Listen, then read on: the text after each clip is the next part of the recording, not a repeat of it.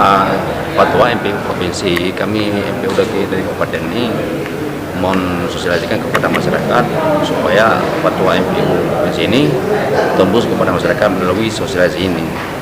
Selain ini, sosialisasi ini cuma dua masalah. Yang pertama masalah judi online, yang kedua masalah game PUGB. Nah, yang kita harapkan ini semoga yang pertama